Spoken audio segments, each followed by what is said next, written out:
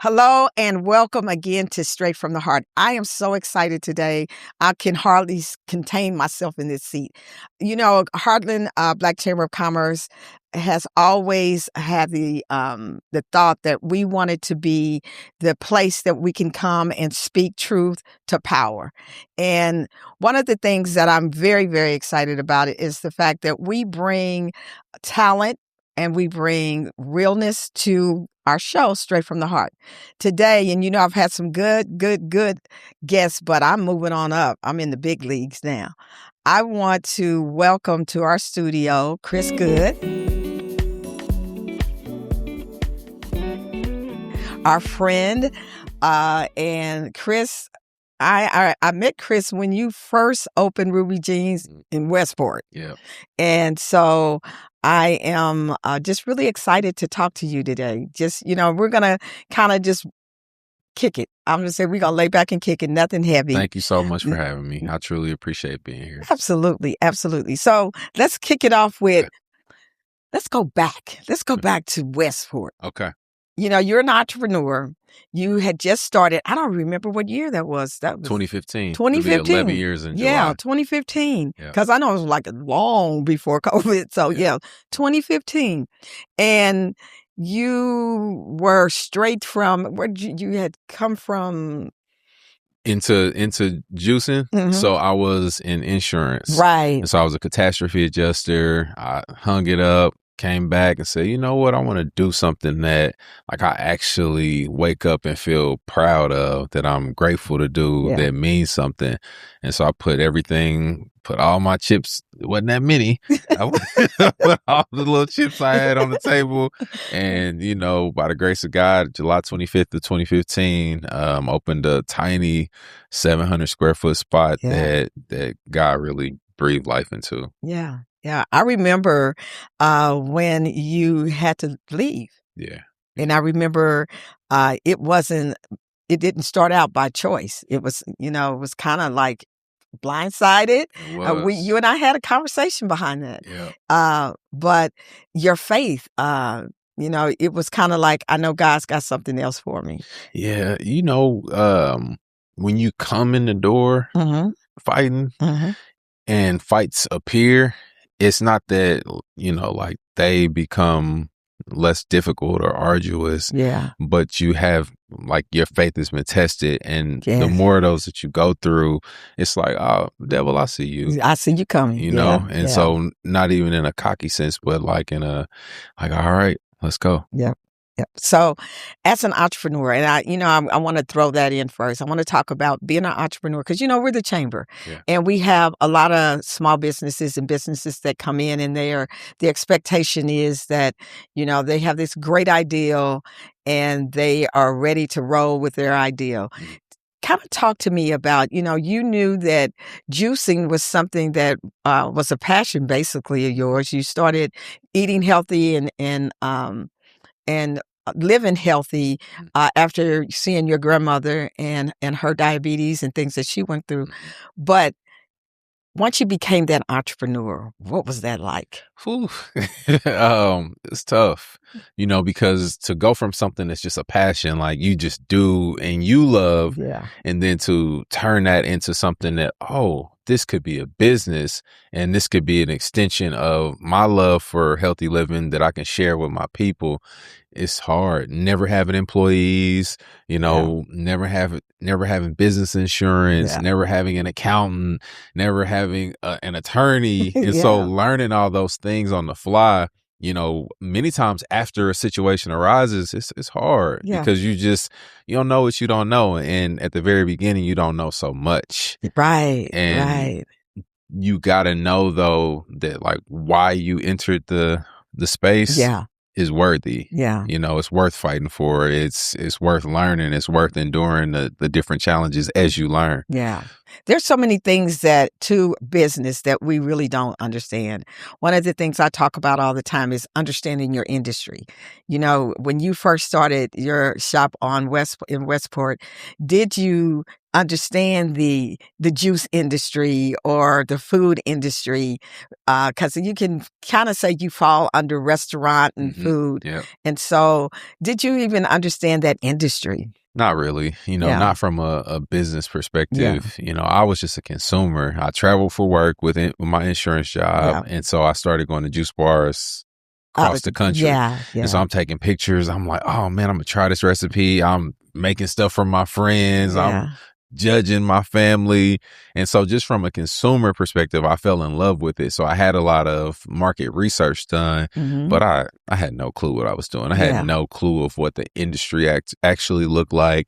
Is it better to start at a farmer's market versus your own brick and mortar? You're right. In hindsight, You're right. it's like, ooh, maybe I should have went to saved the market a little first. money and went to the market. Yeah. Yeah. But I learned all that on the fly. Yeah. For sure. And then one of the things that I think you were fortunate in understanding was location.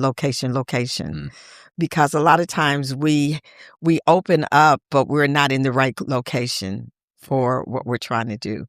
So let's jump over to you moved to Truce, and pretty soon we start seeing you quite a bit. We've seen you when you became part of the Parks and Rec Commission, and I mean that's a that's a bold move. Let me say that, to be in business and to then go into civic leadership at the same time. Yeah. What made you do that? Man, this heart is too big.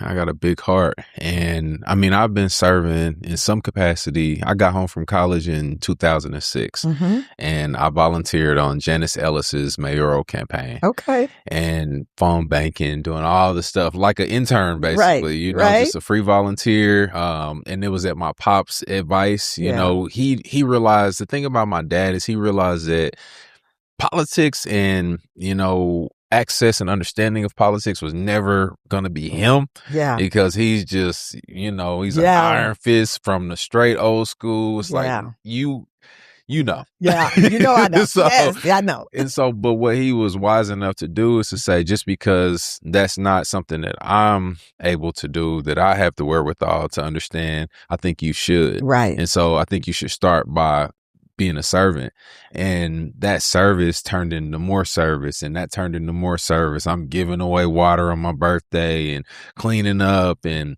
endorsing candidates. And as my platform grows, I'm finding myself getting heavily steeped in the service, and it only grew. So it was always a part of me. And so then when I put my flag down for Ruby Jeans, that's something that was already in there. But then by the grace of God, because I had trust established, because I showed up for people before I had a business, and I didn't have there was nothing to gain from it. It was just me serving, just as Chris. I had a job, And so then when I put my flag down for Ruby Jeans and service was a part of our business, it wasn't this anomaly.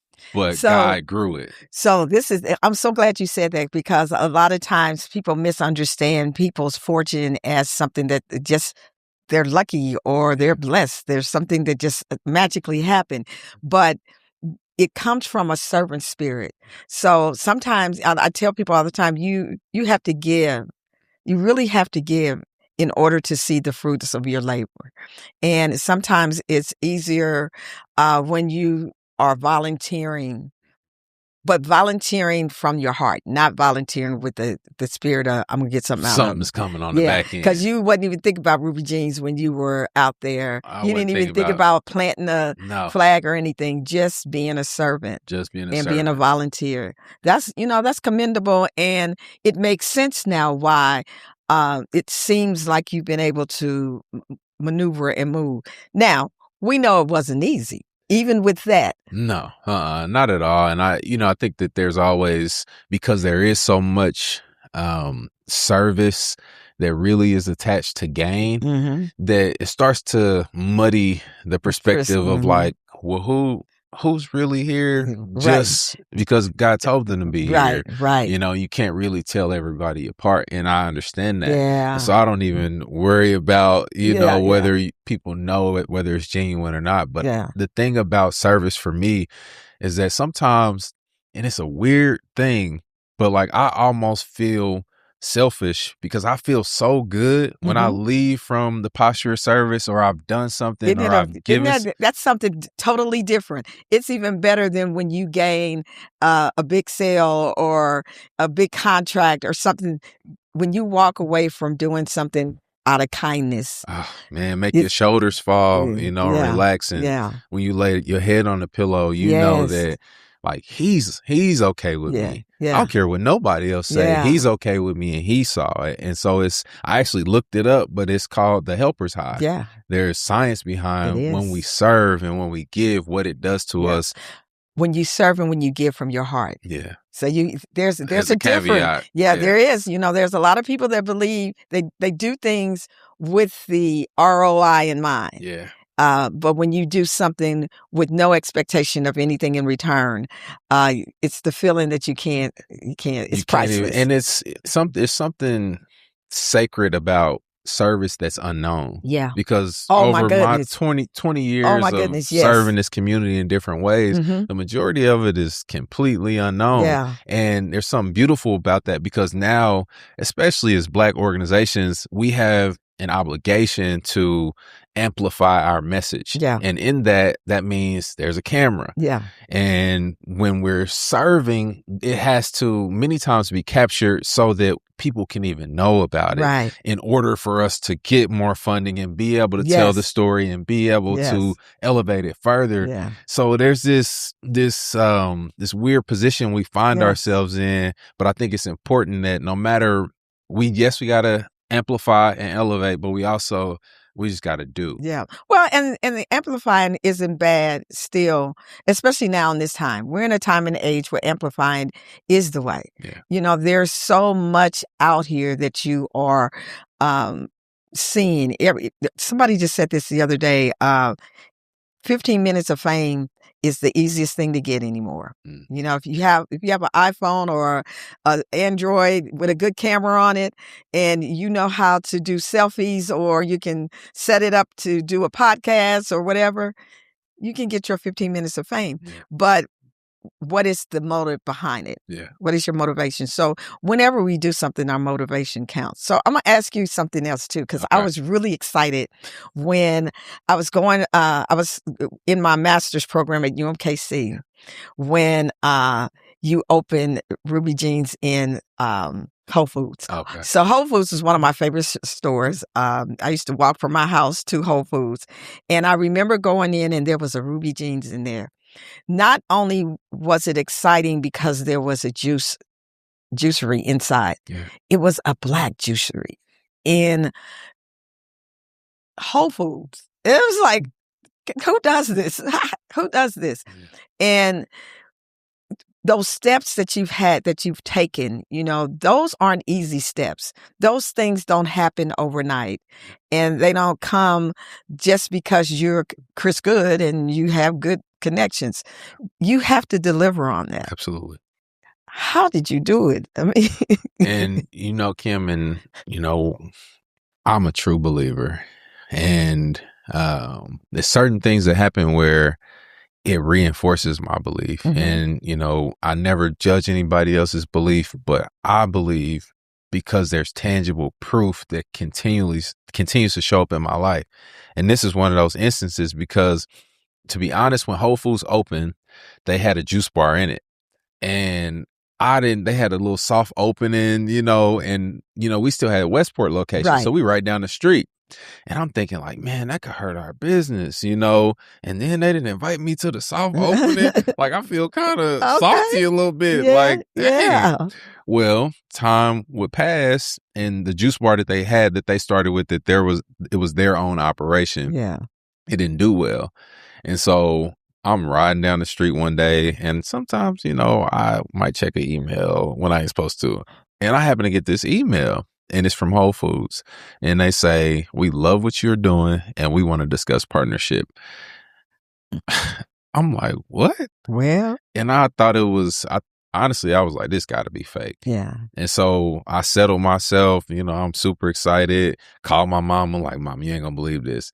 Email her back. I'm like, done erased the email 5 times. Like, all right, what are you going to say? Calm down. Right. And so I email her back, and time would pass. We would meet at the Whole Foods. They flew into town to meet with me. And it was like I was meeting with friends. It wasn't like this corporate giant. Yeah. It was like, oh, these are real people. Yeah. And they had been scoping us for a year and a half.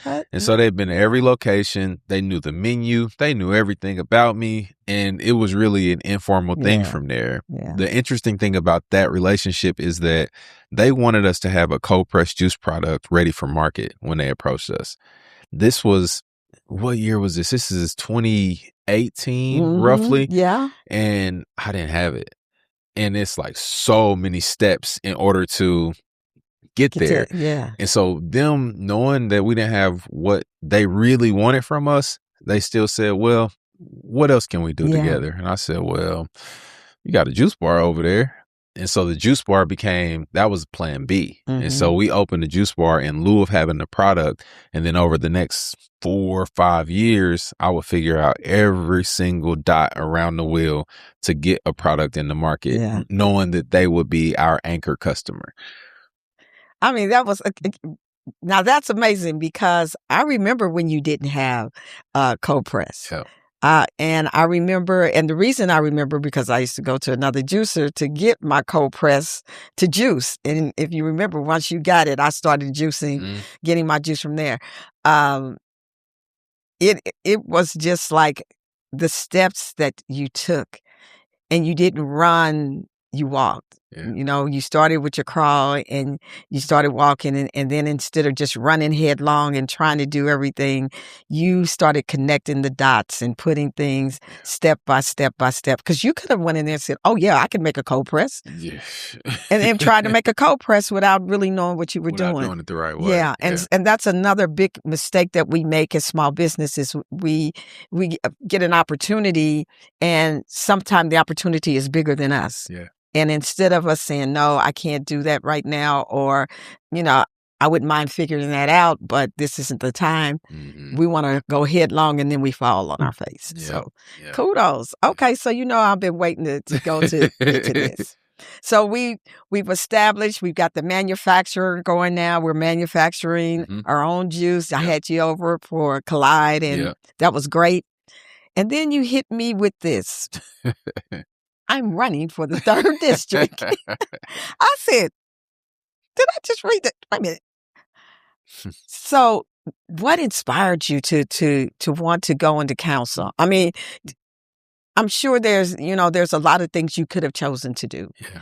But what was your inspiration? Man, Kim, it's heavy, you know. It's a really heavy thing. I've been blessed with a servant's heart, and that's a blessing, but oftentimes it can move into being burdensome. And as God has amplified my voice, and people have trusted my voice, and I've been able to listen to people and have really wise people around me and experience so many things and learn so many things. What I've noticed is that our voices are not collectively heard. We don't concentrate our power. We don't understand the magnitude of our power.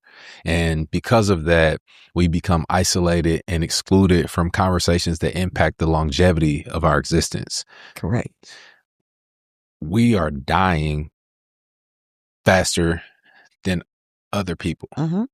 Yes, we are. Dying. Literally dying 10 or more years faster than other people. Absolutely. I was born in the 3rd district. My parents were born in the 3rd district. I went to St. Vincent's. Me too. As you know, I forgot. And we got all the same. Yes, I remember now. So to go from St. Vincent's as a low income kid, and then God, many years later, say, oh, you're going to be the first person to serve on that board of directors, and you're going to be able to be a voice for those same kids. That's actually you. And then, oh, by the way, across the street, you're going to open Kansas City's first ever 100% health focused food business on the east side of Kansas City. Yes. In the history of Kansas City, in the day old bread store. Yeah. And then, oh, by the way, the bus stop down the street, it's going to be the first ever bus stop adopted. And it's going to turn into dozens of other bus stops adopted, including the one across from your grandma's house. And then, by the way, and by the way, and by the way, and by the way. Yeah. And as I do this work, it ain't me. It's a collective of people. And that's what I've been most blessed with, is the trust of people. That's right. The trust of people. And I'm not going out and marching and speaking on something that's just like me. Every single time it's many, many people. Renaming Troost Avenue. Thousands of people agree. But for some reason, that voice gets ignored. And so I think that there's a possibility, there's a pathway to enhance engagement, to really bring the collective heart of people. Last election cycle in the 3rd district, roughly 6,000 people voted. I know.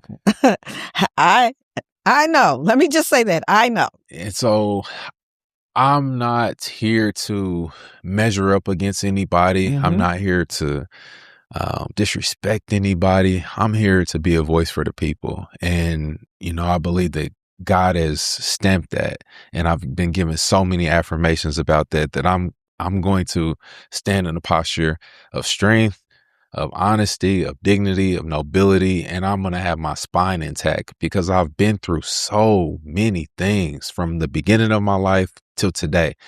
And I want to take all of that and allow people to be a part of the conversation. So I'm running for the people, for real. There aren't a lot of politicians that I can say that I totally trust. That I totally trust, and that you could never say anything bad about. Yeah. And the only one that I can just name off the top of my head is Emmanuel Cleaver. I've known Emmanuel Cleaver since he came to Kansas City when I was a little tyke. Not too little tyke. I was in elementary school, but I wasn't, But again, the integrity behind the work. It's not going to be easy. Yeah. You're not going to be able to please everybody. Yeah. Everybody's going to want something from you. But keeping your integrity intact. I agree with you 100%. One of the things that I talk about with the chamber on a constant basis is one of our big problems in our community is we do not understand civic engagement. We don't understand politicians or the politics of Kansas City. And then we don't invest. We don't invest. We do have this habit and this belief that we don't have to invest. Somebody has to give us something and make it easy for us. And what we really need is a way to find investments and then have great, I want to say analysts, but people that understand, good stewards. Let me say that. Good stewards over the investments that we receive, to grow the investments, to teach our community how to invest in themselves. Because if we can if we can invest half of what we consume, we wouldn't need grants. Yeah. We wouldn't need the consumptions the things that we buy in consumption that we don't need. I hear a lot of people talk about, the cost, they having problems finding a house or can't buy a home, but you have a brand new Lexus sitting in front of a Section 8 home. That means your consumption is backwards. So you could still get that Lexus, but get your home first. And so understanding how we can teach our community and having, legislators in those positions that will also, when we fight for something, we're fighting collectively, and we're fighting with you and not against you. Yeah. And you look around and there's so much infighting. Yes. It's like, this person and that person, Yeah. and this person and that person. Yeah. And all the while, there's a whole bunch of people struggling to pay their rent. That part. Having no access to healthy food. No not having healthcare, access to public projects for transportation, real. On and on. And this is, we talking about a district that is last place. And it has been my whole life. And it has been my parents' entire life. And we've got all these resources and all these projects and all this good that's happening, all this leadership that's in place. Bad stewardship. And it's not, there's a disconnect from this celebration of all this progress and the actual people. There's like this big divide. Yeah, big divide. And it's showing up in the lack of engagement around voting. Yes. And that flows up to issues that will affect us for a very long time. For centuries. And again, you know, I think that if we don't do something now, we are going to see a United States that we've never seen before in our lives. Yeah. I just said that in church on Sunday, that I have members that are 80 and 90 years old. So they're, you know, 10, 20 years older than I am. And they saw things that I didn't see. Yeah. And the things that we're about to see, they've never seen, even in their young years. So even during the civil rights, you think we see civil rights as being really a bad time when a lot of things were going on. It's going to be a lot worse in the direction we're going today. The morals of the church is no longer in place because we're sitting silent while things are happening in our country that says it's okay. And now we're looking at our voter rights being taken away, because if you don't use your voice now, you won't have one soon. Yeah, and it starts somewhere. And so a 3rd district in Kansas City is a North St. Louis. You know, it's a certain section of Baltimore. Yes. It's the south side of Chicago. It's different. It's different places around the country where these conditions are the same. Yes. And we're celebrating inside of brokenness. Yeah. And so we're cheersing and, you know, like, look at all this stuff that we're doing inside of something that's completely broken and decayed from the bottom, but there's still celebration, a tone of celebration happening. And my little itty bitty part is to try to bring us together in just this tiny place, and not try to put anybody down in the process, but walk a path that I feel called to. Yeah. And again, it isn't about putting anybody down. It's about grabbing everybody by the hand. You know, we may not all sit in your seat, but we can always walk beside you. You know, we can always walk with you. And that's the biggest problem. I talk about Wall Street, Black Wall Street all the time. We hear people all the time talk about Black Wall Street. You don't understand. Black Wall Street was because it was a collective. It was collective bargaining. It was people that trusted and worked with one another. It was people that stood together regardless. And there was no, I won't say there was no infighting. I'm sure there was, because we're human. But there was not so many. We have so many silos in Kansas City.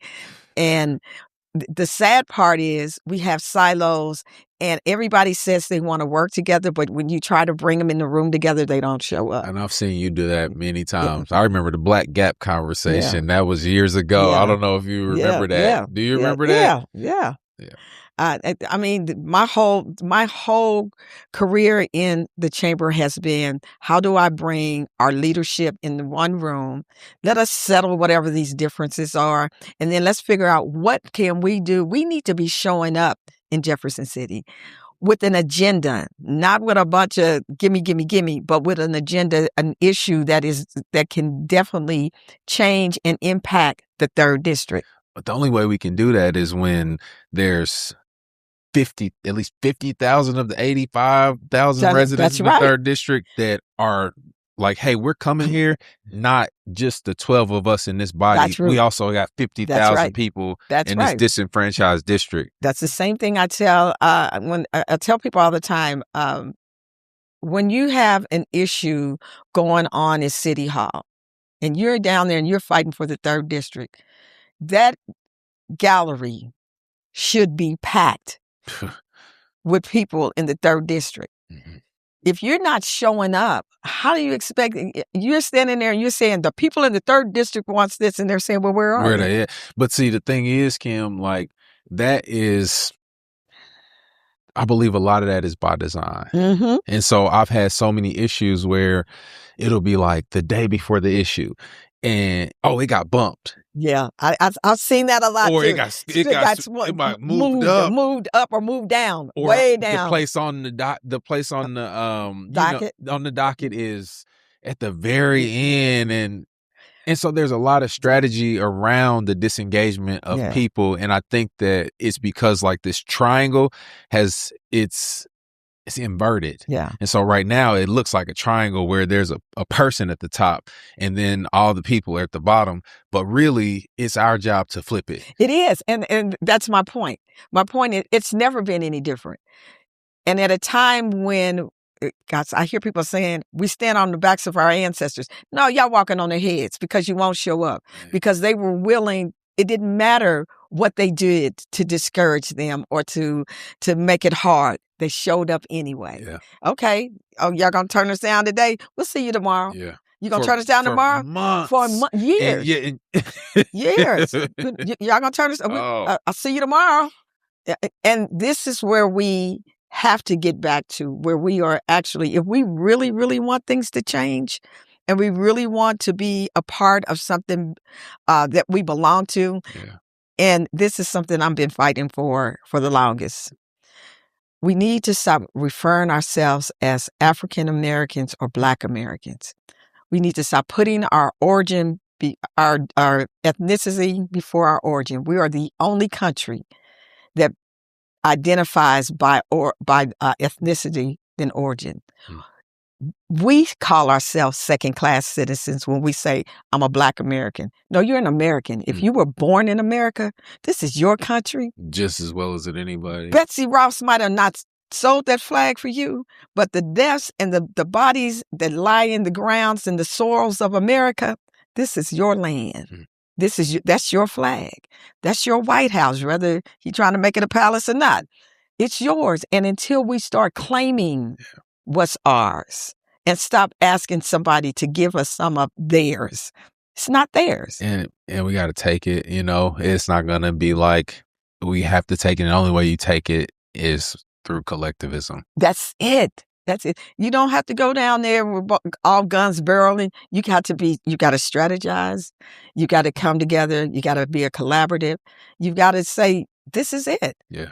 We are a smart, when you look at our community and our culture, we are the strongest, the most resilient culture of people God made. I can't think of, I look at countries that people used to say, well, look at the people in Africa. I've been to Africa. And the African people, even in dire situations, they are more collectively together than we could ever think to be. And they are not in these cycles of what am I trying to say? This is this cycle, this cycle, this cycle. They will have you can go down any road and it'll be 100 fruit stands. And you go to buy something and they don't have change. The person next to them will give them change. They won't take their sale. They'll give them change. There's a difference there. Oh, a big difference. A big difference. And we still fall on the sword of slavery. And people don't realize, but it is reverse psychology. They want us to fall on that sword. They want us to keep complaining about slavery. They want us to say, yes, it happened, but I'm going to show you what slavery did for us. It made us resilient. It made us smart. It made us collectively stand together. And it made us be a part of this American dream. We're the only community that's been brought to this land and not really given the dream. So you got me on the bandwagon. No. Hey, you know what? I'm telling you, Chris, I really love talking to you, and I'm really excited for you. I wasn't going to go there because... Yes, I did, because it's really good to see it's real. Somebody that's ready to really say, this thing is bigger than politics. Yeah. This thing is people. Yeah, it's deeper. It's way deeper. It's people. It's people over politics. Yeah. It's honestly saying the way that the political structure is set up it's unfair. Yeah. It's unrealistic. Yeah. And, it's 2026. You talked about technology before we came on. And, why is it so hard to understand what's being voted on, when it's being voted on? what a resolution, what an ordinance. Why is it so difficult when you can have something, break it down into a 7th grade understanding, but it's not being distributed that way? Yeah. It's very legalese. It's like, where do I go to find this? Yeah. Where do I go? And it's all scattered. Yeah. And so then you start to have the same people making decisions, the same people benefiting from the people making decisions. That's right. And so I think that it's time for people to really, really, really understand their collective power and invert the triangle. I really, really do. And this thing anymore is not a race thing in Kansas City. I'm looking at, I mean, even though the East Side is still predominantly Black, I'm looking at the change in the diversity that's moving into the East Side, and what is really, we think about. They're moving us out. They say they're moving us out. I'd like to see us be able, y'all can fix it up and put y'all big houses in here. Because just like I can go to Lee Summit and buy a $800,000 house, I'll buy one right down here in the hood, right in my community. Beautify it for me. Make it easy for me. Give us the same benefit, and and make it affordable for those who need affordable housing. Yeah, and I think sometimes the topic of gentrification, gets talked about in like only a negative sense. And so I do think that there's completely despicable aspects of gentrification at its core. But I think that we get to be a part of the beautification of our neighborhoods, or we should be able to be a part of the beautification. And so it makes me think about us purchasing the real estate on truce, and the difficulty to even get to that point, and now the difficulty behind that point, from the property tax perspective. And, absolutely. And so on and so forth. So I don't think that as our neighborhoods evolve that we should push against that. I think we should be a part of it. Yeah, absolutely. And allyship, this thing, Black and white, it creates division. That's why I said gay and straight, it creates division. Muslim and Christian, it creates division. Shoot, the Chiefs and the Rams used to create division. That's right. Division. And so when you got these silos, they become lucrative. I can make you think how I want you to think. I can make you buy what I want you to buy. So as we start to shatter that and dismantle these dividing lines, right? Dismantle them at the very core of them. Yeah. Oh man, because the people before us, allyship was always a part of moving things up the road. Yeah. It wasn't only Black people standing there moving things up the road. No. Jewish people standing there right next to them. Absolutely. So again, and that goes back to that American versus, that. It was a thought that came to me one day, and I was like, I'm going to stop calling myself just a Black American. I am an American that is unapologetically very happy in God. If I die and get to come back, let it come back Black. But I'm happy to be a Black woman. But as a citizen of the United States of America, I am an American citizen. Yeah. That's how y'all identify every other American. Everybody else just Americans. So I'm an American, and I want us to start identifying ourselves as Americans, because now we're included in that. I struggle with that a little bit. I'll be honest, Kim. I get it, and not because I'm not a big fan of labels at all. Yeah. I'm just me. Well, and I understand that when I say it like that, I'm not saying when we're going to go around and just say I'm saying if you were born in France, you're French. Right. If you were born in Iran, you're Iranian. If you were born in Egypt, you're an Egyptian. If you're born in Africa, you're an African. I don't care what color you are. Right. If you're born on the continent of Africa, most of the time you're African. Right. But if you're born in Asia, you're an Asian. If you're Chinese, you're Japanese. Even if you are Black, there are Black Chinese. I didn't know that until I was told by a Chinese person. I said, they're Black Chinese. I was like, okay. And here, there's this asterisk. Yeah. Yeah. Yeah. And so when I say that, I'm saying when I go and I fill out a document, there shouldn't even be a question other than, are you a U.S. citizen? Yeah. That's it. Yeah. Are you a U.S. citizen? Yes, I am. Yeah. It's this qualifier. It's like, oh, put it in the bucket. Yeah. Yeah. So I got to tell you, if I'm a Black American, and as a matter of fact, the church I'm at now, it was funny. I was scrolling my phone. I've been there 2 years, but I was scrolling my phone right before, when I first got there, and I was just scrolling Sunday, looking for something from one of the, she was the church secretary then. It's predominantly white church, older white church, very small. And we're starting to build diversity in there. But she asked me the question, what race do you identify as? And the funny thing about it is, I went to Ruskin High School to graduate. I graduated from Ruskin High School. I know. We both did. We did go the same path, didn't we? We went to St. Vincent's, Operation Breakthrough, Yeah. and OMG, we sure did. Did you happen to swing through Lillis? Nope. Oh, okay. I Nope. went to Lillis my freshman year.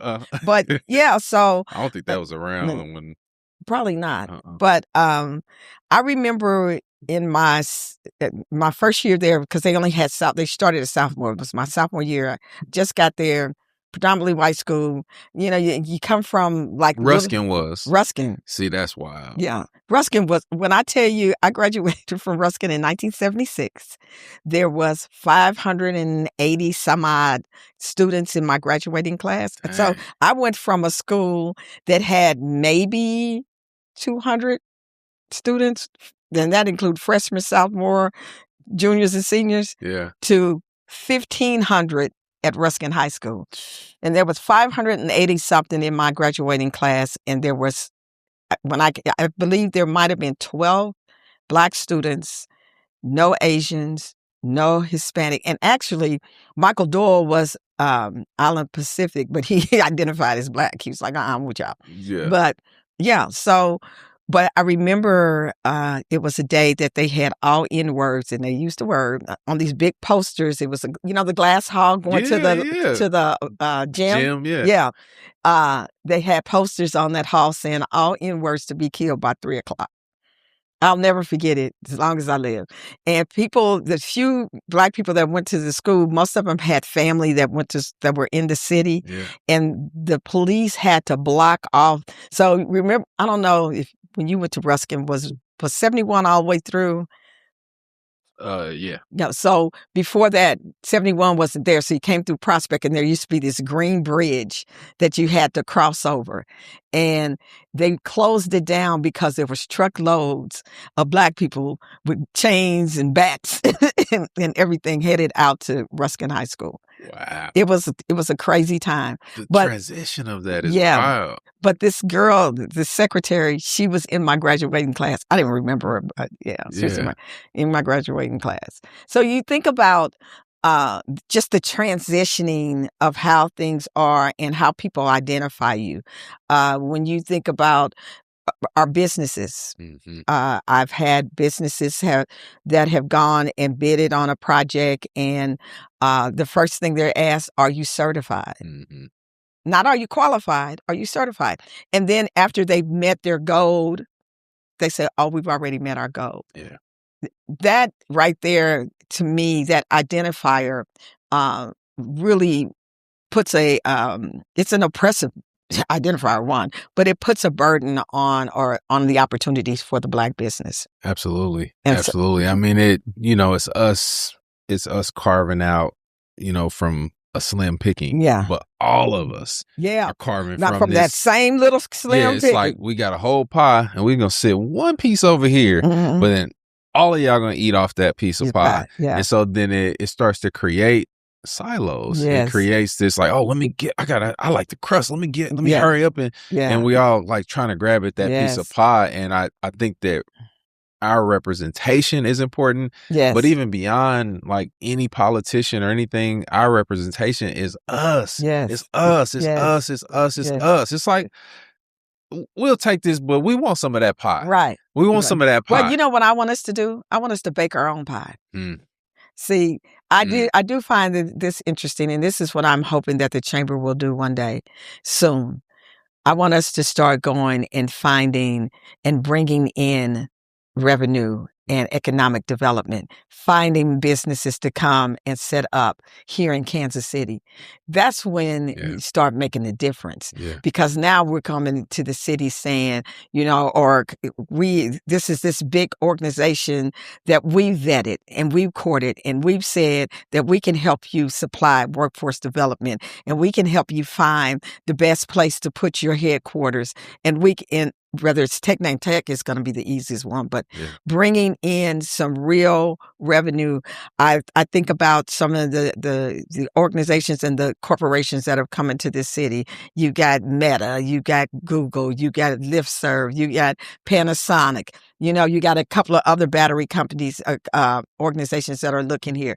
And where are we in the room when those things are happening? We have a big, huge pool of workforce, but nobody's tapping into us, because they're not even looking to make sure that we can even get to the places. Right. So this is what I talk about when I say, if we came collectively and stopped fighting over these little pieces of, then they're not even a full slice of pie. The slice is getting littler, it's getting smaller and smaller. Once we have figured out that we can bake our own pie, and then you can all have your own slice. You don't have to fight over it. Let's bake a pie. Let's stop worrying about being included and let's include. Yeah, absolutely. That's when we start making some changes and being able to support our politicians that are in there fighting for us. You're in there fighting for people to give us something instead of fighting for us to give the city something. It's powerful. I think it's, manufacturing is important, for me to really scale my business. It has to be through the lens of manufacturing, transportation. Yes. And that's like, it makes me become a marketer of my own product instead of owning the entire channel of my products. Having my own fleet, having my own factory, being able to decide who's employed at that factory. That's really, Lord willing, where I see Ruby Jeans going is really being able to. Big old Ruby Jean 18-wheelers driving down the street. Ooh-wee. I've literally seen it. I've literally seen that. Wow. And I believe it'll come to pass. Yeah. When? But that's what we need. But I'm just keep working. Just think if you could put a manufacturing, bottling on the east side. East side. Yeah. Yeah. I've already seen it. Like my goodness. That's where my. Can I sit on your board? Absolutely. I'm telling you, I've already seen it. I want to be a part of that. Well, Chris, I know my time is winding down, and I really appreciate you coming. I hope you will come back and spend time with me. I think it's really important that people get to know Chris, the man, the father, the husband, the advocate, the entrepreneur, the servant leader. I think that's important. Once they see the human side, which is very rare that you see anymore, the human side and the servant side of your leader, then, it's worth the time. All right. Thank you for having me. So, of course. Thank you for coming and spending time with Chris and I on Straight from the Heart. We always strive to be a truthful and bring facts to the table. We're going to be coming straight from the heart. We're not going to sugarcoat. We're going to keep it straight. We definitely want to always recognize our production team, which is AGA Production. Without them, I don't exist. And look at my luck. It's wonderful. Thank you again. And I'll see you next time on Straight from the Heart.